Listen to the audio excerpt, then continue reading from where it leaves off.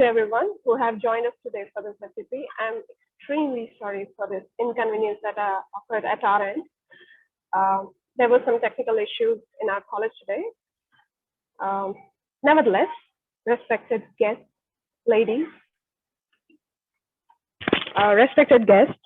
and gentlemen, I welcome you all to our one-week online faculty development program on English language teaching in Digi-World, developing global citizenship, which begins today, that is June 27, 2022.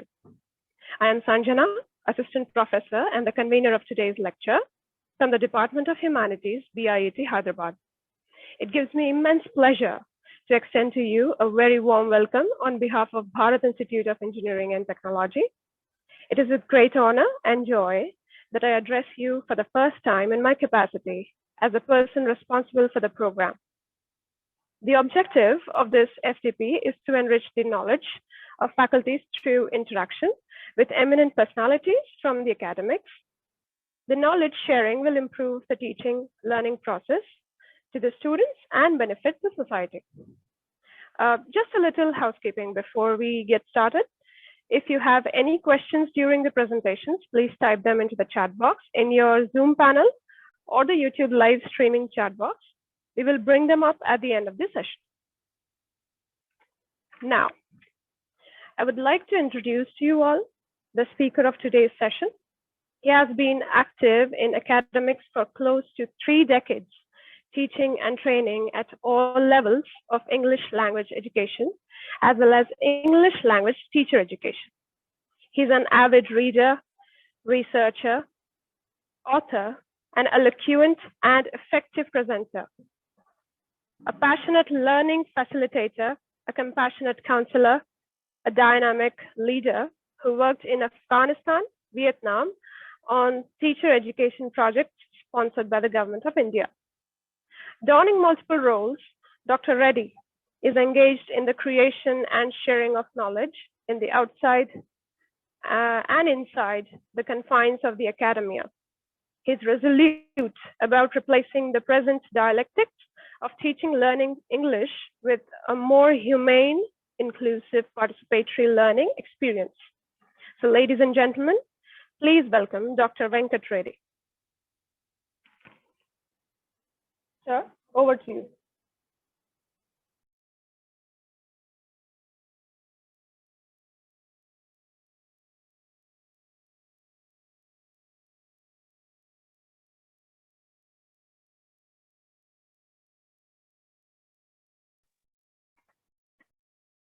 Thank you very much, Sanjana, for introducing me to these distinguished participants of your one-week-long FTP faculty development program. Can you hear me, Sanjana? Can you hear me? Can you hear me?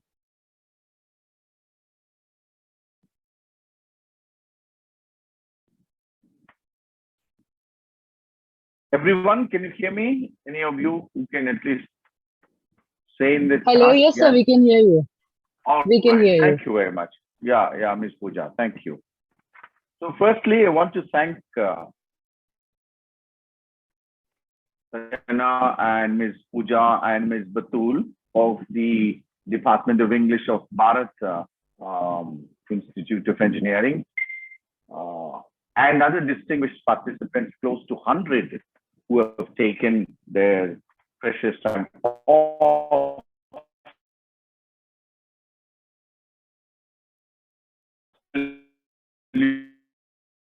participate in this faculty development program, which has been, etched on a very broad theme of ELT in Digi-World, digital world.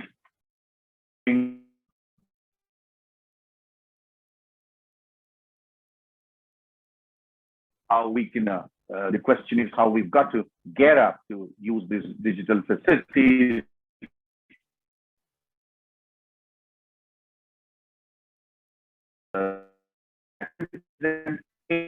One of the topics that I've been given is innovative English language development in young learners. Young learners, I asked as to how you pick these young learners, and Batul had given me an idea. Otherwise, I was thinking that since it's an engineering college,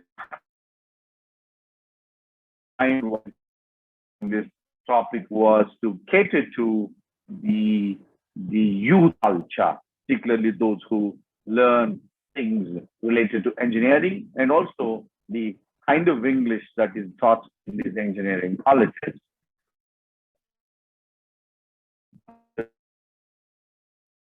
I have fixed my presentation. Now, what is in, because there is very little time, I can see that I have so many other things, lining up. That's why watching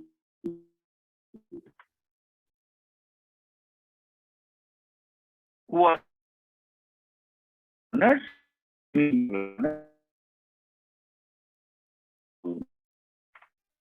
how do we tap from young and then becoming adolescents and becoming adult learners, online and media for modes of delivery, face-to-face and online, which one facilitates a better learning outcomes. And I also want to discuss, in fact, at length, but due to time, I have to compress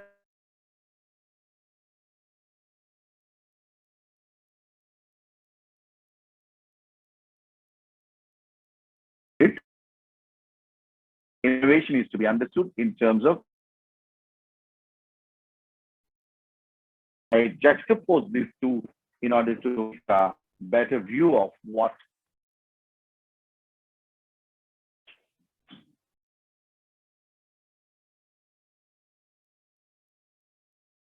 step this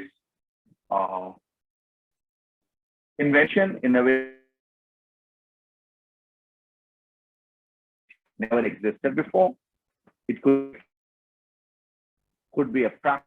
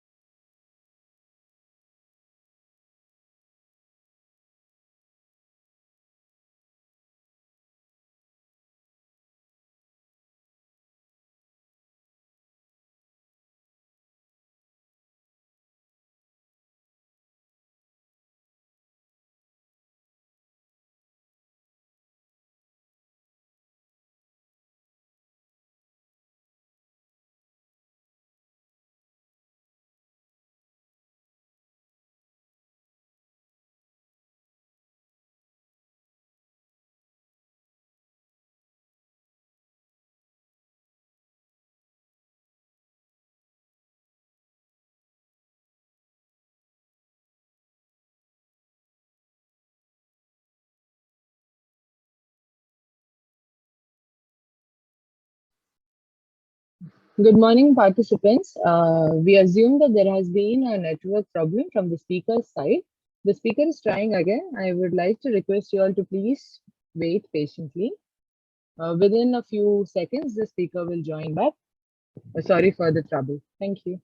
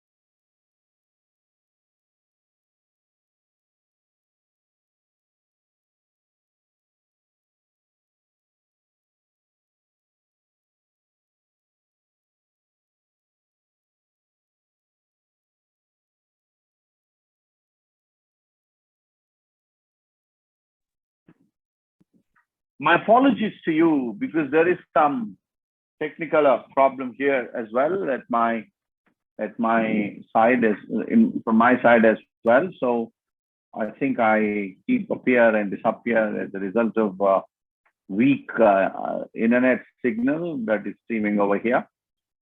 So what I want to understand or explain this concept of innovation by juxtaposing it with invention. And invention, as I say, is creating something new. It could be a process or a practice or a device. On the other hand, innovation is a change or changes made to an existing process, an existing practice, or an existing device. For example, when I try to apply the knowledge of invention and innovation to English language education, is that we are going to bring changes to the way we practice teaching of English in order to see better language outcomes. Therefore, innovation is change or changes that are brought into bear upon something which is already in existence. What is that already in existence? The very practice of ELT, English language teaching. We are going to see for better learning outcomes what innovative methods will have to be used. You can see our invention, an old mobile phone, let's say ELT. Innovation, you can also see a smartphone, the sort of changes that have been brought in order to make it have better features for better uses that we can put to a mobile phone. Now, who are young learners? When I was young, people say, what does it mean? Young learners are usually children. Now, where do I pitch the youngness for this presentation? Given the context, I understand that it's the children between the age group of 10 and 15 years for this particular purpose. And young learners have short memory span. So what are the characteristics of these young learners? The characteristics of these young learners are they have a very short memory span and they cannot move from abstract to concrete in the sense that they can only see things and understand, they can only hear things and understand, they can only feel the things and understand, but they do not have that maturity of thinking in abstract terms. So therefore, another important point to be understood is that learning has to be contextualized because they cannot operate in abstraction. So the learning has to be very properly contextualized. And for them to learn, repetition is an important precondition for them to learn. Now, what are young cultures? Young learners have their own young cultures. What do I mean by young cultures? I mean that what do they actually do daily basis? And what are their leisure time activities? What are the things that they occupy their free time? These are the things that I would like to discuss here under young cultures, because using all this, we will build a narrative where their learning outcomes could be better. Firstly, we have to understand the free time activities of the young learners. How do they spend their leisure time? Now, what are the free time activities of young learners? Young learners mostly occupy their free time with media. For instance, children of this generation spend a lot of their free time listening to songs, watching films, ads, sports, comedy shows, and playing digital games on the mobile devices such as phones, tabs, and laptops. And they're also found to be least interested in serious stuff such as literature, novels, poetry, stories, and other very high cultured narratives. Therefore, it's advisable to run the same activities as sites to develop language, as well as to improve the fluency. That's the idea. Develop as well as to improve their fluency. We will have to depend on the activities in which they occupy all their free time and leisure time. That's the thesis for this presentation. Now, what are the learning resources that we are pitching for this presentation? One, learning resources could be learning materials. It could be the content based on which teachers can prepare, teachers can write learning activities. One, pop songs. Pop is a short form for popular songs. News that they watch or that they read on the mobile devices. Ads that they watch or read. Stand-up comedy shows, you could have seen how they have proliferated of late. Podcasts of jokes, podcasts of the activities related to sports, related to entertainment, sports commentaries, TED Talks, not very serious TED Talks, but the talks given by sports personalities, given by film personalities. I guess these youngsters have a lot of inkling to watch and inkling to also to hear, and others which generally are things that are related to entertainment, for instance, props of films, and before the films are released, they are also introduced in terms of some introductions. These things could be used as learning resources for developing language and fluency. Now, what sort of delivery mechanism is required for better learning outcomes, which means what methodology has to be followed? And face-to-face learning is what we've been doing so far. And most of our teaching is classroom-based and is face-to-face learning. Till the COVID-19 pandemic disrupted our face-to-face learning, we did not understand the power of technology. But even now, mostly the conventional way of communicating in the classroom, communicating language development activities steeped in face-to-face learning. Online learning, another mechanism, delivery mechanism that we have not completely learned, but we understand what it looks like.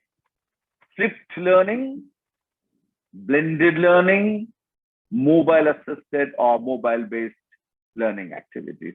The online learning, flipped learning, blended learning, mobile assisted and other based learning are there are two reasons for their emergence. One, COVID-19 lockdown has put locks on all educational institutions. Therefore, we had to find an alternative. That's how we found solace, and we found another mechanism of reaching our learners is online learning. But now, after we have opened our colleges, opened our schools for face-to-face learning, and we also have to check whether we can still go on with online learning, go on with flipped learning, blended learning, etc. And what are the advantages of opting for these alternative modes of communication communicating with our young learners? Now, what are the problems? What is a face-to-face learning? Firstly, this is the F2F learning, face-to-face learning. You can also see the teacher. This usually happens across the country. The teacher is seen, teacher is caged, learners are seen. They're also caged between the bench and the table and bench on which they have they have sat. Um, in here, you could also see that it's all teacher-dominated class, but today's learners are more active because their attention span is so slow, and we have to now talk about alternative modes. Now, what are the problems of this classroom? Has become monotonous. Classroom practice, face-to-face learning has become monotonous, which means boring because the same teacher, same face, every day, same voice. To not suitable for a heterogeneous class. Indian classrooms today are no longer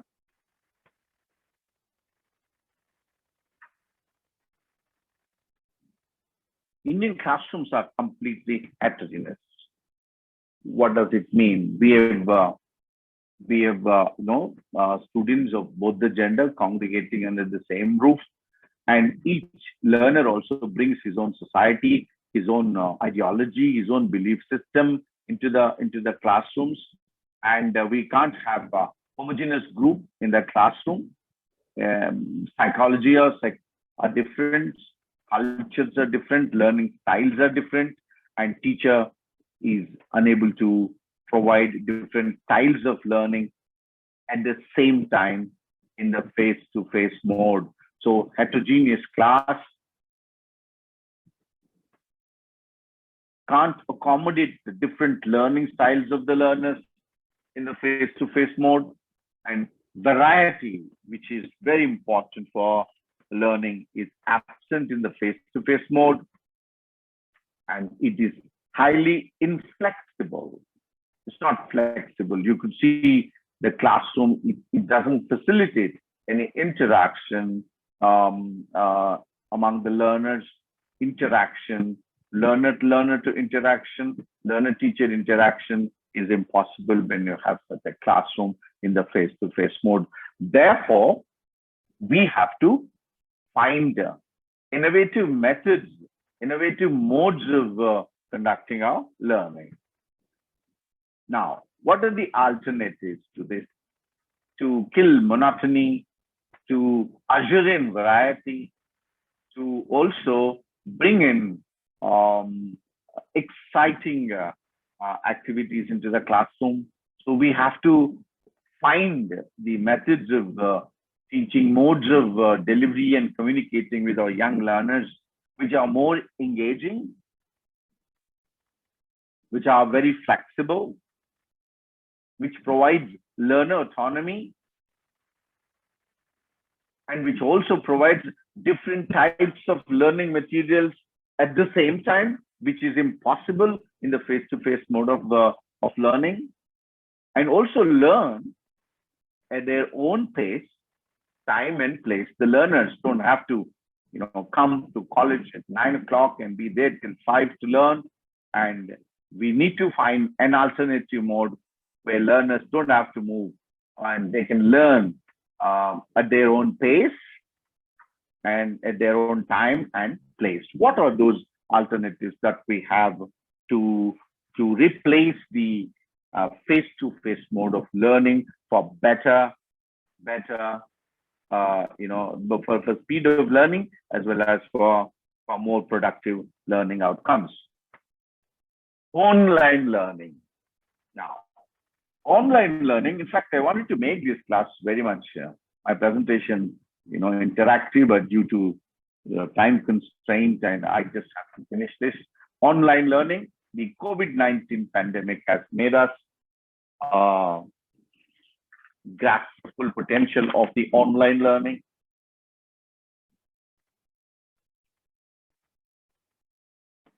And in the pre-pandemic time, online learning was used merely to rouse the interest, curiosity of the learner, and to add excitement to used online facilities. And in the pre-pandemic times, it's not that we did not use technology.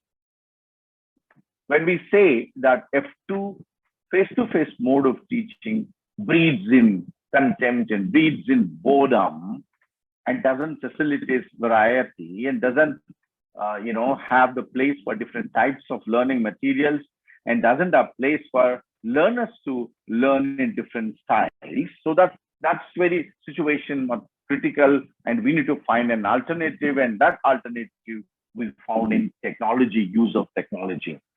And use of technology, there are technology-enabled classrooms we did have even before the pandemic, and we appended technology, we supplemented technology in our classes, and it means that instead of depending on teachers' voice for all activities, the help of technology we have certainly taken.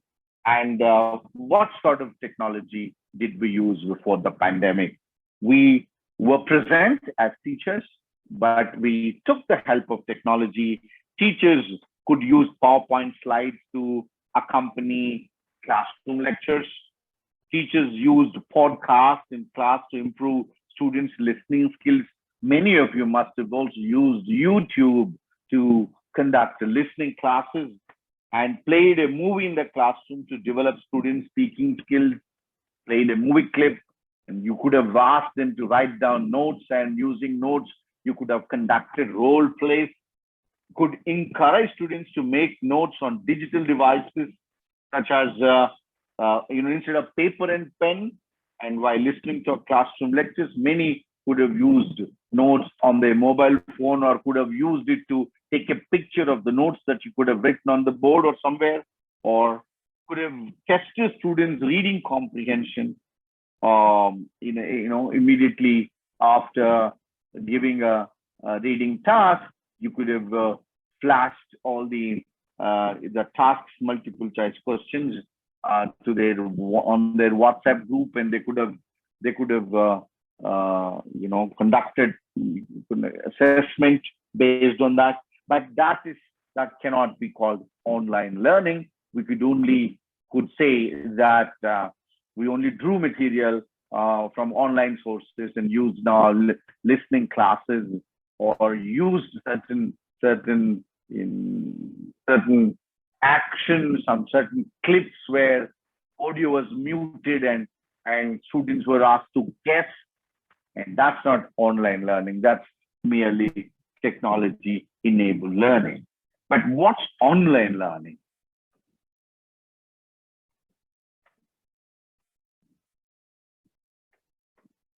Flipped learning is, we'll come back to flipped learning a little later. And let's see, online learning is, as a teachers, we are convinced that now more than ever, we are convinced that the technology has the potential to provide efficient and effective opportunities to engage learners and promote student learning. And we are also convinced that the COVID-19 has helped us in learning several things. The use of technology in the ESL classroom was restricted mostly to serve pedagogic purposes, such as creating student interest, arousing the curiosity, providing fun, and generating higher level of motivation. So therefore, these elements are very successfully used, and most of us have witnessed how technology can be used to reduce or even remove the temporal, the time-related, spatial resources, constraints of face-to-face communication. And now using technology, we know that it can deliver instructional opportunities outside the four walls of the classroom. It can extend the technology, particularly the internet-based communication, can extend learning events beyond classroom resources, enable quicker access to numerous varieties and types of learning resources, and it can also ensure that learning takes place anytime, convenient for students, and remains accessible to all the learners at the same time. Technology can be used to address the deficits of, as well as to overcome the obstacles posed by face-to-face classroom and strengthen the instructional process to make learning meaningful for all learners. And what's online learning?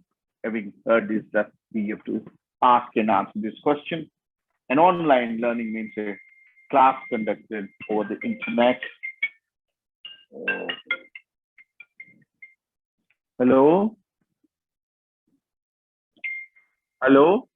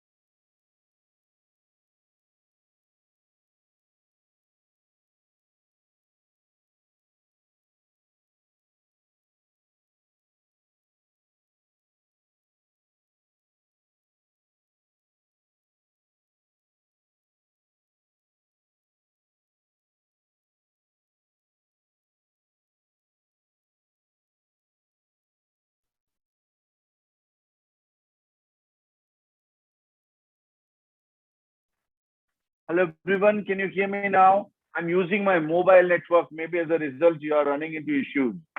Hello, sir. Yeah, we are able to hear you. Is not able to hear me? We are able to hear you. All right. All right.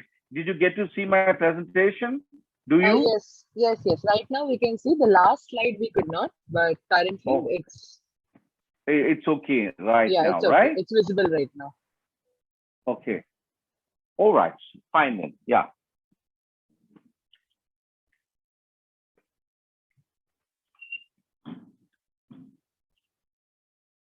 All right. Now, online learning is a class conducted over the internet in a virtual classroom by using, one example of online classroom. I'm sure some of you could have prepared some material to make MOOCs, massive open online courses, which are, featured on our SWAYAM platform, LMS, of the Government of India, Ministry of Education. Examples for learning experience that are completely online, for example, are MOOC courses where classes are run solely on an LMS, an online platform without any element of real-time or face-to-face instruction. In these courses, all content is made available online. Classes are delivered exclusively via video conferencing. Students participate in online activities and submit everything online, unlike the kind of online courses that we had earlier. And SWAYAM platform of the Government of India featured MOOC courses, and those MOOC courses are based on video conferencing, and students would also, apart from learning online, would also submit their assignments. They could also go back to the same platform, MOOC platform, SWAYAM platform, and at their own pace, they could revise the material that they could have missed out or they could not understand. And that's how the online teaching could also help the learners, particularly younger learners, to revisit the sites and reread and learn the things.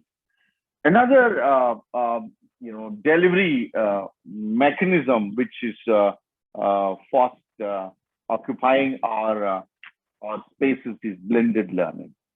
What is blended learning? Blend, as you can see, is a combination of offline, which means combination of offline, and offline, which means face-to-face, or traditional learning, and online learning in a way that in a way that each complements the other. blend, mix of both face-to-face and internet-based online learning. And here, teacher dependency is reduced, but teacher will have to work extra time to make, in order to prepare online activities which the learners could use, in their, could effortlessly use outside the classroom. They can also use full potential of the internet-based key content. That's why it is very much now in demand, and this is an opportunity for learners also to improve their learning, because they can learn at their own pace and at their own pace and time. So due to its temporal, spatial, and resource constraints, the classroom inhibits deliberations, sustained conversations, deep engagement, and this will all now, the blend of both the offline and online mode facilitate learner autonomy by designing effective learner engagement. Though blended learning requires the integration of technology delivered outside classroom instruction with face-to-face instruction, for it to be successful, the online learning events must be thoughtfully designed to deliver high levels of flexibility that encourage learners to customize their learning experience, which are in tune with the learner engagements.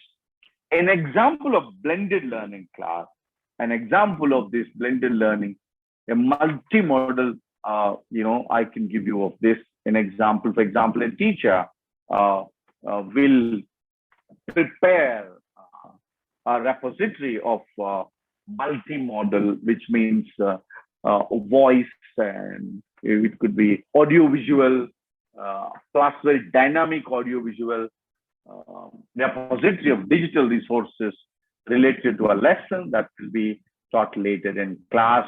Teacher will have to prepare them.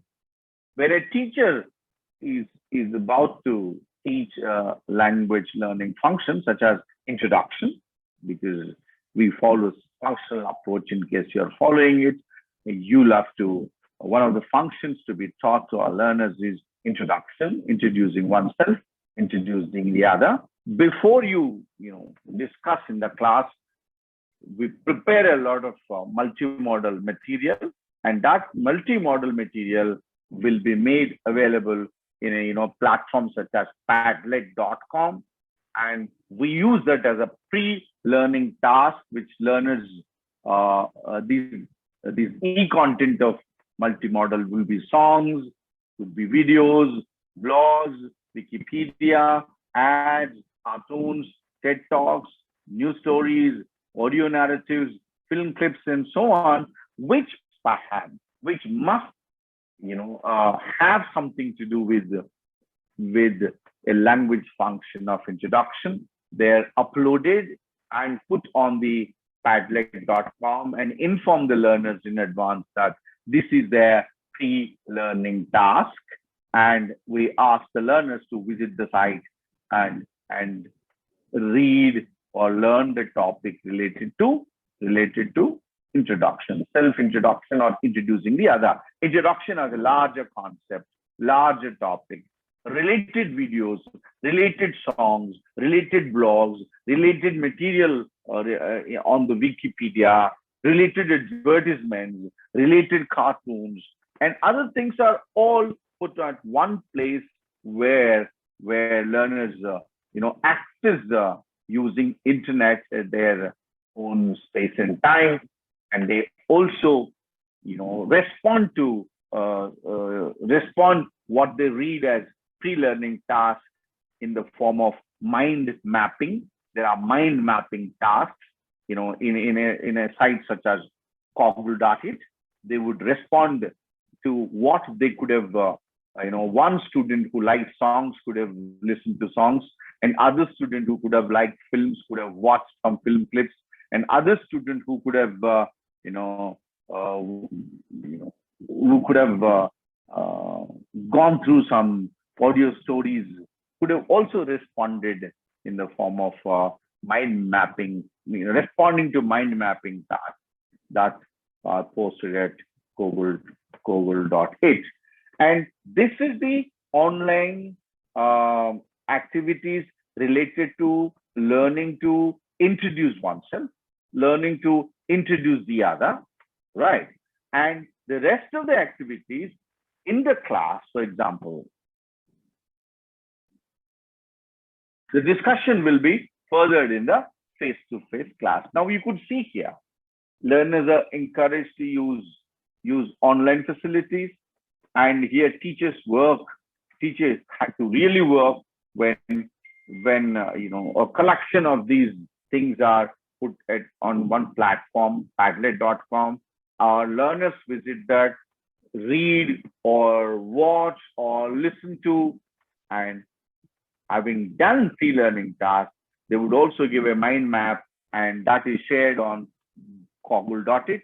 And when they come back on the next day to the class, and in the class, with the help of the teacher, learning tasks would be conducted, and pair work or group work will be initiated to learn. So this is a blend of both the face-to-face and internet. I think these are some of the quite innovative digital way of engaging learner to learn language.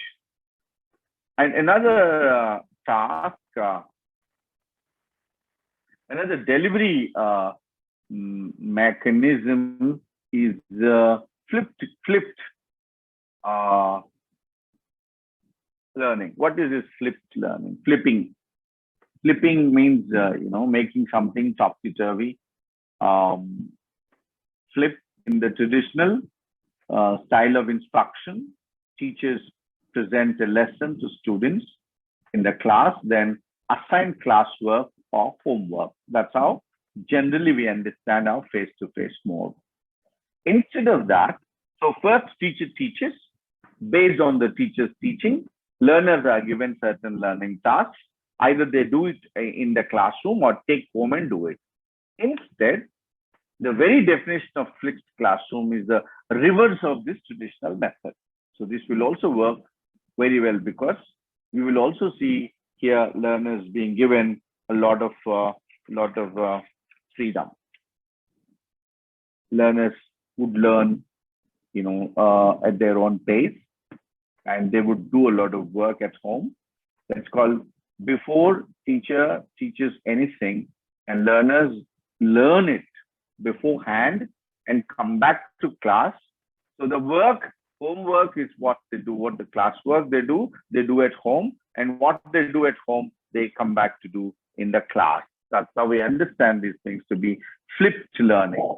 It's the reverse of the traditional method, and the reading part they do, or the listening part, the input part they do at home or outside the classroom is a better expression. And when they come to class, they will all together, with the help of teacher facilitator, they would take on the learning tasks. Learners read a text, watch a video at home upon the instruction of the teacher, and come back to class to do the learning task. Because this is an exciting, another mode of communicating in the classroom for language development. And this, because it also fosters active learning, and it doesn't ask learners to depend always on the teacher. And so what has been, learners have a choice here.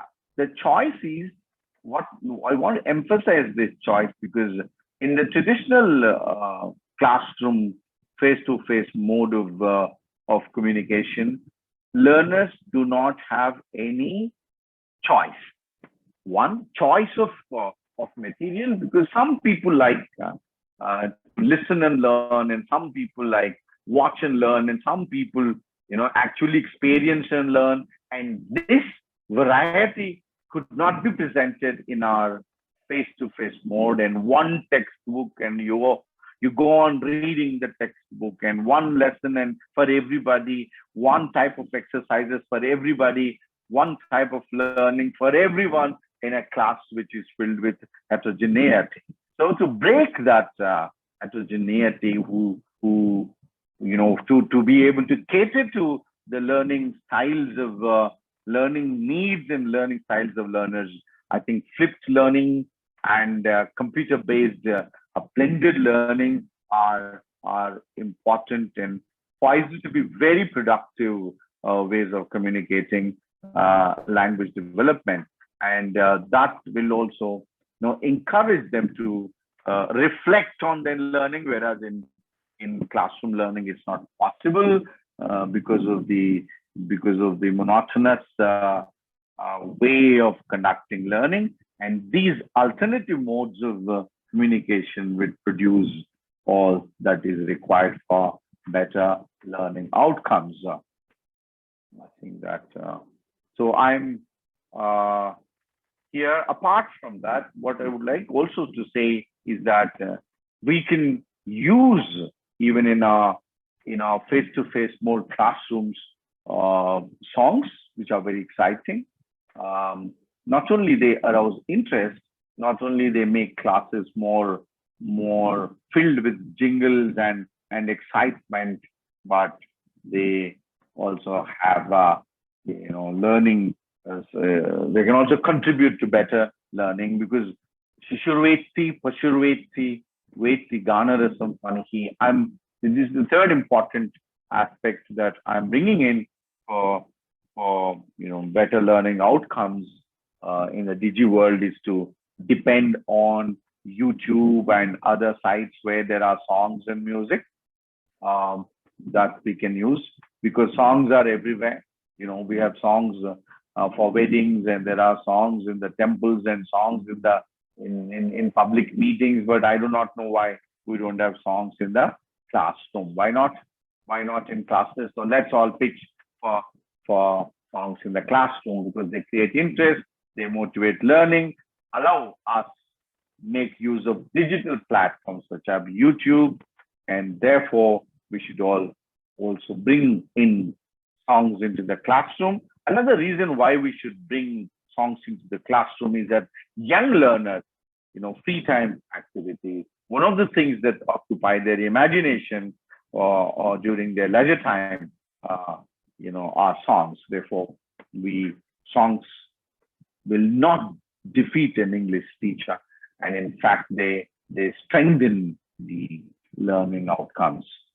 Using songs to teach young learners, and songs are engaging, they have element of enjoyment, and songs improve listening skills and pronunciation, because that language used in the songs is authentic and natural, unlike the language used by second language teachers. And when you hear songs, you see songs being used in a natural way, authentic language, and learners can learn vocabulary and many other things, and the exercises that could be conducted in our classes where songs become learning materials, gap filling exercises, expansion of contracted forms, because it's a natural way, contracted speech. I am coming to class, he is not coming to class, instead of saying in a very artificial way, speaking like a notebook, speaking like a grammar book. And what's the natural way is to use contractions. And when you hear songs, you find a lot of natural speech in them, and we can have contracted utterances could be taken and ask the learners to expand them, marking stress on words and intonation, on utterances. Word order could be also SPO, word order in English, and we can jumble and ask learners to do it. Interpretations, having listened to the song, we could also engage our learners to go into the interpretation of the narrative that's there in the songs. And we could also teach, because these songs are poetry, they have a lot of figures of speech, similes, metaphors, and others could also be taught, besides making our learners have a first-hand experience with the idiomatic expressions. But I wanted to actually, play this song 500 miles, having played the song, and I would also give present a worksheet like this way. This is one of the, favorite way of using songs by teachers who prefer using songs. This is all gap fillers, and certain words are left out. Having listened to the song, learners would be asked to fill in these gaps as learning exercises. Now, what did I do so far? Although we started late, we started late because of technical problems and problems that the organizers had, and also problems that I faced halfway as my internet also got off. But we tried to be in tune with the major theme of this FDP of using internet sources, digital sources in ELT. And one of the topics that I've taken up to inaugurate this session is to find innovative delivery mechanism. Also, to be in tune with the available technology and how we can exploit technologies for better language outcomes. We contrasted the use of online resources for language learning with the face-to-face mode, and we said that unlike face-to-face mode, the use of certain modes of delivery, such as online teaching, such as completely online teaching in a virtual mode, plus the blended learning mode and flipped learning mode, would give more emphasis to the learners, and teachers also have work extra mile in order to prepare that repository of input resources based on which the learners, using which the learners do their part as independent learners outside the classroom and come back to continue their learning in the classroom, in the blended learning, in the time that is available for us in this manner. And that's all I have to say. I want to thank you for being there patiently despite the disturbances that have occurred in the course of my presentation. Thank you very much. Over to the organizers.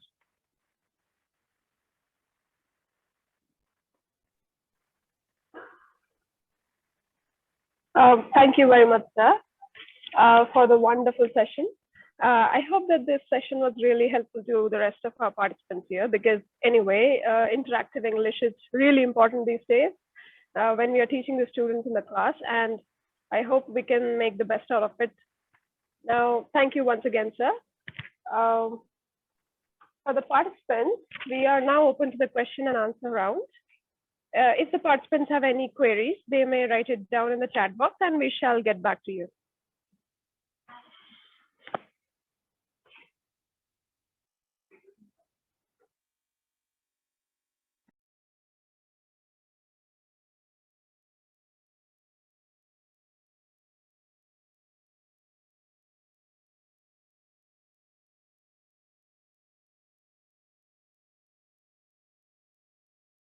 If any participant wants to ask something, please raise your hand so that I can unmute accordingly.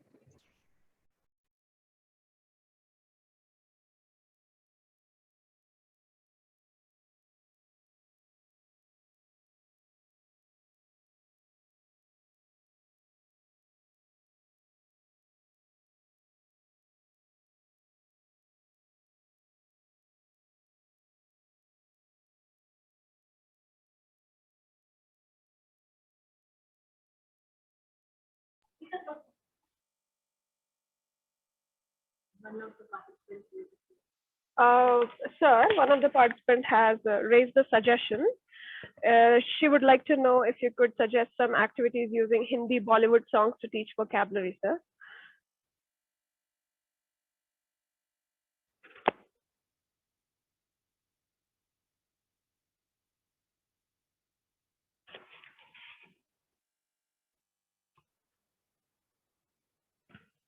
Dr. Venkat.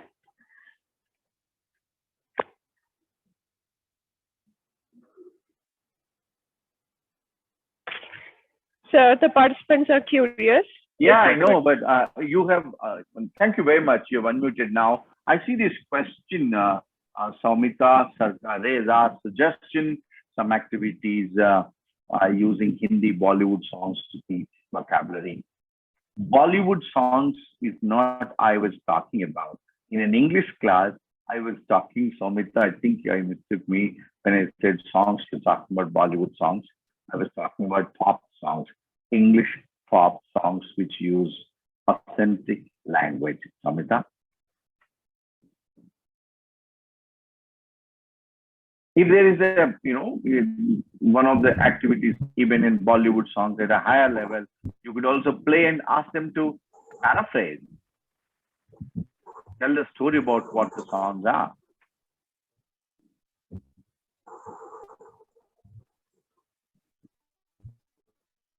Suggest some activities to learn and enhance the vocabulary of the students. This Vijay, Borige Vijay asked this question. I like it. I like all the questions, of course, because here this vocabulary has to be very clearly and closely knitted with the language function, Vijay. We can't, teach vocabulary separately from communication. So where do you use it? So that context built and function driven vocabulary is one of the important things that should be kept in mind instead of learning vocabulary in isolation.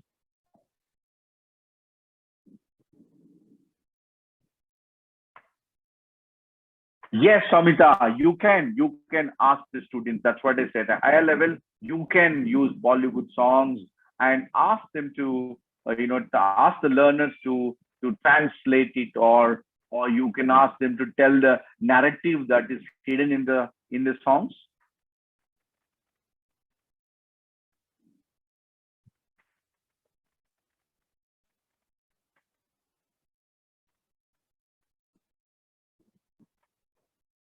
I think Navodita Bhatt has a very interesting question. She says it's not a question, but I'm worried about the acceptance of students' needs.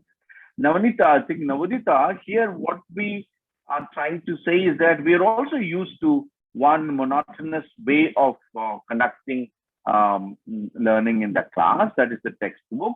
And here, not just one textbook, there are many textbooks when we use blended learning, and theme is the same, but the approach to theme is multiple. Some people, you could see the same theme in songs, same theme in reading material, same theme in film clips, same theme, for example, introduction. All right. So they are all put at one place.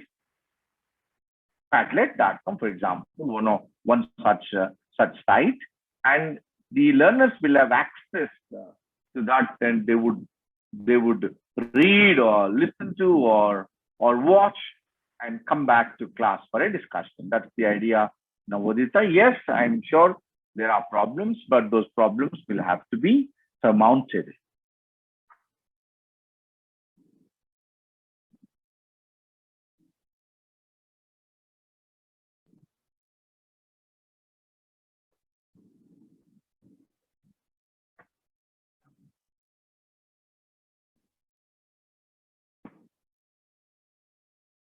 One of my students who says, Pratyusha says, I still remember I Love You song that was there. Hello, what's happening? She's in Innovation ELT class while I was in EFL University. I was practicing this from 2020. The activity helped me a lot during the online classes. Thank you very much for introducing this to me. That's great, Pratisha. I am very happy to learn that what we do in the class will also work in real-time learning.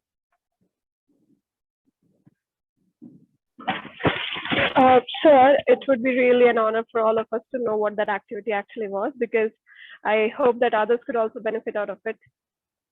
Yeah, what we did was actually I wanted to, give a a semblance of how these songs could work in the classroom by playing it and conducting certain activities. One activity I've shown you already that, you play it and the learning task could be shared on the WhatsApp or could be shared physically, where, certain gaps are left in the song and some words are left in the song, and those fill in the gaps could be done by the learners after listening to the songs. Secondly, every song also has its own narrative, right? So those narrative could be given in the form of a story to the class, or it could be enacted. Not in one class, in one or two, three classes, it could be several students become characters of the song, and they also write dialogues. It's not that dialogues are there in the song. They could get the context, write dialogues and enact. These are some of the things.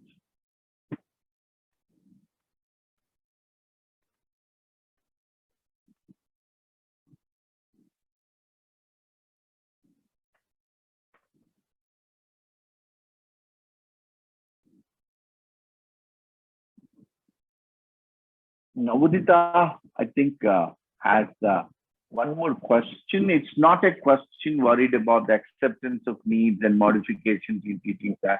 How far will we go with this pattern as it's challenging for the teachers in upcoming time? It's no doubt challenging, Navodita. And we also have to, it's a collaborative activity. I think sometime back when I gave innovative in ELT during the last round of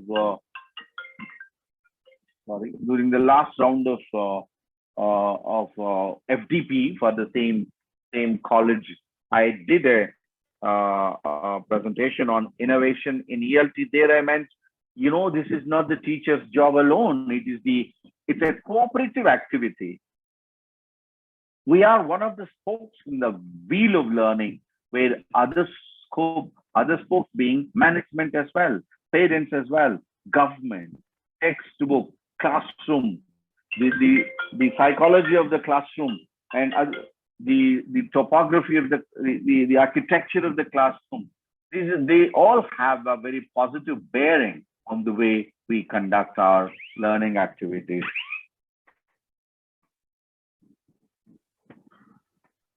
That's right. Pardon, dear participants. We can only take one more question further because of the time constraints we are working on. I request you all to please put your feedbacks on the feedback form that the link has been shared in the group already. And just one more question if anybody wants to. Navodita, I think, has a very interesting, very profound questions indeed. Navodita, I guess that's not a problem if they eat while having a class in the future. That's not a problem for us here, at least in the way we conduct our class.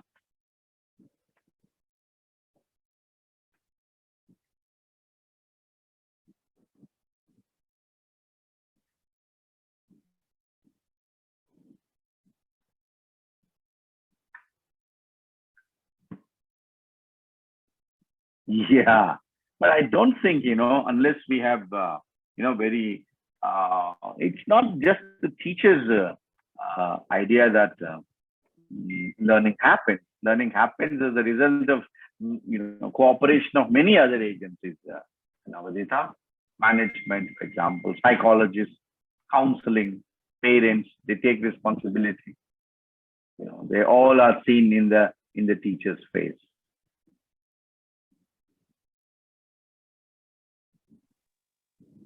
All right then, if those were the last questions that we had so far. Thank you, Dr. Venkat, for sharing your ideas with us, finding time in spite of your multifarious activities. I thank all the participants for being a part of the session. Kindly make sure that you fill the feedback form that is being shared in the group, and we'll see you all again tomorrow. Thank you all.